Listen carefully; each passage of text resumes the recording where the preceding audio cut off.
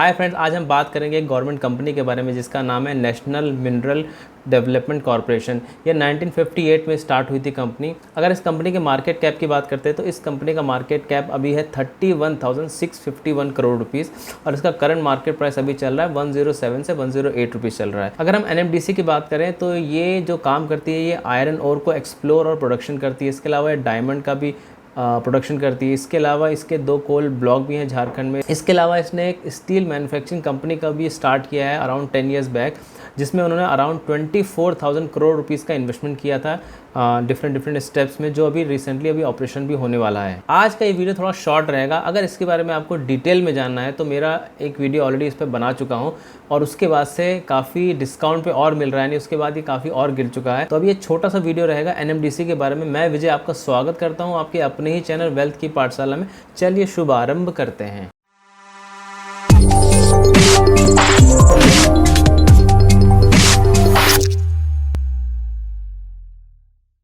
जैसे कि आप जानते हैं कि मैं 3 पैरामीटर पे बहुत ज़्यादा ही फोकस करता हूँ। अगर इसके पहले पैरामीटर की बात करते हैं EPS, यानी कि हम नॉर्मली बोलते हैं कि 10 ईयर्स में EPS जो है अराउंड 3 टाइम्स से ज़्यादा होना चाहिए, 3 टाइम्स होना चाहिए। अगर इसके EPS की बात करते हैं, 10 ईयर्स का डेटा देखते हैं मार्च 2012 से लेकर 2022 तक, तो अगर हम उसका रेशियो निकालते हैं तो 10 ईयर्स में वो सिर्फ और सिर्फ 1.74 टाइम्स हो पाया, यानी कि हमारे जो मिनिमम क्राइटेरिया 3 टाइम्स होता है वो उसको मैच नहीं कर पाया। लेकिन अगर हम फर्स्ट 5 ईयर्स की बात करते हैं तो परफॉर्मेंस थोड़ा और ख़राब था, यानी कि अगर फर्स्ट 5 ईयर का रेशियो निकालते हैं EPS का तो जो 0.44 आता है, यानी कि EPS में और कम ग्रोथ हुई है पहले 5 साल में। लेकिन अगर लेटेस्ट 5 ईयर्स की बात करते हैं, यानी कि 2017 से लेके 2022 तक की बात करें, तो उसका जो टाइम्स है, यानी कि कितने टाइम्स EPS हो चुका है, तो वो 3.9 टाइम्स EPS हो चुका है।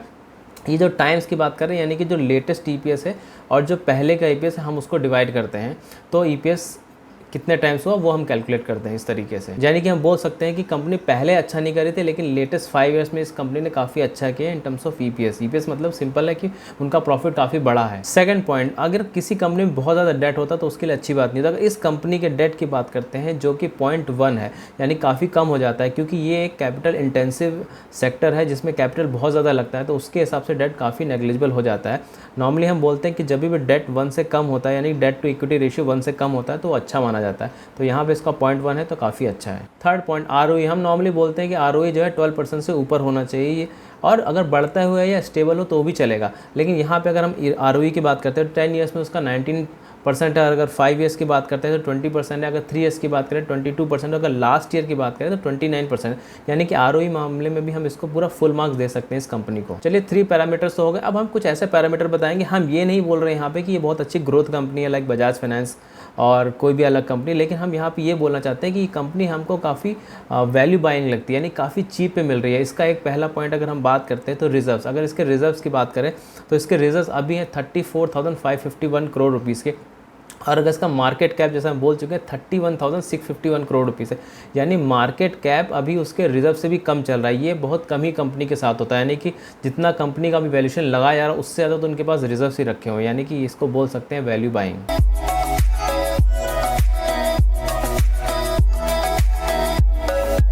फिफ्थ पॉइंट रिगार्डिंग PE, जो कि हमको बताया गया कि क्यों हम इसको वैल्यू बाइंग अगेन बोला। अगर इसका अभी PE की बात करें 3.37, करेक्ट 3.37 PE आपको बहुत सी कंपनी का नहीं मिल सकता है। पर यहाँ पे एक क्वेश्चन आ सकता है कि ये गवर्नमेंट कंपनी है, तो नॉर्मली गवर्नमेंट कंपनीज का PE काफ़ी कम ही होता है, 5, 8, 10 ऐसे ही होता है, उनको हाई वैल्यूएशन कभी नहीं मिलता है। अगर SBI बैंक को ICICI बैंक से कंपेयर कर लो, या कोल इंडिया भी काफ़ी अच्छा प्रॉफिट जनरेट करता है, लेकिन उसके बाद भी किसी भी गवर्नमेंट कंपनी को एक्सेप्ट IRCTC हाइयर PE नहीं मिलता है नॉर्मली। अब हाइयर PE नहीं मिलता है इसका मतलब ये नहीं कि एकदम कम PE हो सकता है। अगर इसके मीडियन PE की बात करें तो वो अराउंड 8.2 है और अभी का PE चला 3.37, यानी अगर अपने मीडियन PE को भी ये टच कर लेता है तो उसके हिसाब से अगर हम इसका 8.2 मीडियन PE डिवाइडेड बाय 3.37 करते हैं तो जो आता है 2.4 टाइम्स, यानी कि अभी भी इसमें 2.4 टाइम्स हो सकता है, क्योंकि अपने एवरेज PE को टच करना इतना बड़ा काम नहीं रहता है। तो अगर NMDC का जो PE अपने मीडियन PE को टच कर लेता है तो उसके हिसाब से 260 रुपीज़ का टारगेट यहाँ पे बनता है। चलिए 262 रुपीज़ को भूल जाता है, अगर 200 रुपीज़ भी मिल जाता है तो हमको शॉर्ट टर्म में, यानी कि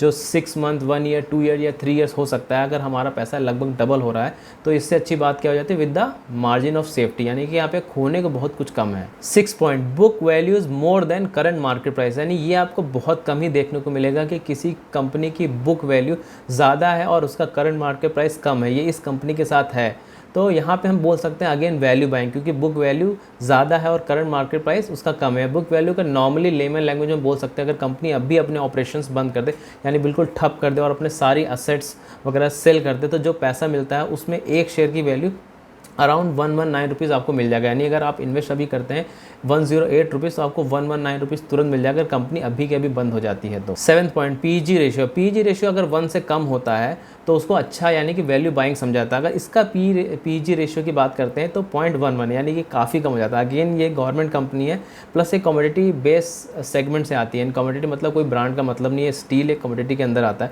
तो वहाँ पे पी ऑलरेडी कम होता है, तो पीजी भी ऑटोमेटिकली कम हो जाता है, तो इसलिए इसका 0.11 है, यानी काफ़ी वैल्यू बाइंग है। 8th, high dividend yield. अगर इसके अभी डिविडेंड यील्ड की बात करें तो अराउंड 13.6% है, यानी कि अगर किसी ने इन्वेस्ट कर देता है इस कंपनी में 1 साल के लिए, तो अभी के डिविडेंड यील्ड के हिसाब से उसको 13.6% का रिटर्न मिलेगा, जो कि किसी भी एफडी से बहुत ज़्यादा है। लेकिन चलिए थोड़ा सा प्रैक्टिकल मैनर में बात करते हैं। अगर 2021 की बात करते हैं तो इनको टोटल 2 बार डिविडेंड मिला था, जिसका अराउंड अगर ऐड करें तो यानी 16.7 रुपीज़ आपको डिविडेंड मिला था 2021 में। अगर उसके हिसाब से ये परसेंटेज निकालते हैं अभी करंट मार्केट प्राइस का, तो ये आ जाता है 15.46%, यानी कि उसके हिसाब से 15.46% आपको रिटर्न मिल चुका था लास्ट ईयर की अगर हम बात करें तो।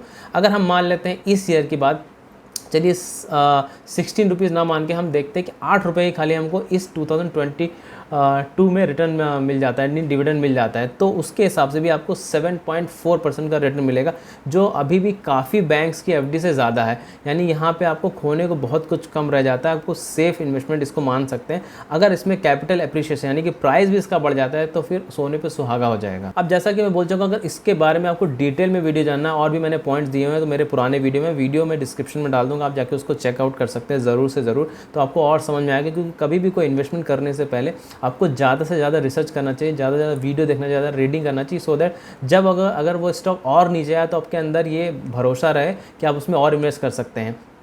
तो अगर हम बात करें आखिर वीडियो बनाने के बाद या अभी 2-3 महीने में इसमें काफ़ी शार्प करेक्शन क्यों आया है, सबसे पहले तो पॉइंट यही आता है कि जो पूरा ग्लोबल मार्केट है वही पूरा मेल्ट डाउन, यानी सब जगह हैवी सेलिंग हो रही है, सब लोग अभी सेल कर रहे हैं, तो काफ़ी अच्छे स्टॉक, बहुत से स्टॉक अपने लो पे आ चुके हैं, तो इसी वजह से ये भी कर। दूसरा पॉइंट ये है कि अगर बात करें आज से 3-4 पहले महीने की, तो जो स्टील प्राइसेस थे 78,800 पर टन तक चला गया था। अगर अभी के स्टील प्राइस की बात करें तो 63,000 है, यानी कि जब कमोडिटी जो सेल करता है ये पर्टिकुलर कंपनी, उसी का प्राइस काफ़ी कम हो चुका है, तो ऑब्वियस सी बात है कि आने वाले समय में इनके प्रॉफिट यानी ईपीएस पे काफ़ी असर पड़ेगा। इसी के चलते इसमें अभी भी काफ़ी और सेलिंग हो रही है, ये दोनों पॉइंट की वजह से। कंक्लूजन मैं यहाँ पे यही बोलना चाहूँगा, देखिए प्राइस स्टील के ऊपर नीचे होते रहेंगे, डिमांड और सप्लाई भी ऊपर नीचे होती रहेगी, लेकिन अगर ओवरऑल बात करें तो अभी आपको ये काफ़ी चीप प्राइस में मिल रहा है, तो इसमें इन्वेस्टमेंट किया जा सकता है। लेकिन कोई भी इन्वेस्टमेंट करने से पहले अपने फाइनेंशियल एडवाइजर से एडवाइस ज़रूर लीजिए, क्योंकि ये मेरा पर्सनल ओपिनियन है। तो आज का ये छोटा सा वीडियो, अगर वीडियो पसंद आता है तो उसको लाइक कर दीजिए, फैमिली और फ्रेंड्स के साथ उसको शेयर कर दीजिए, और अगर अभी तक चैनल को सब्सक्राइब नहीं किया है तो अब तो सब्सक्राइब कर दीजिए। Thank you so much for watching this video. Remember one thing, learning is earning. जय हिंद।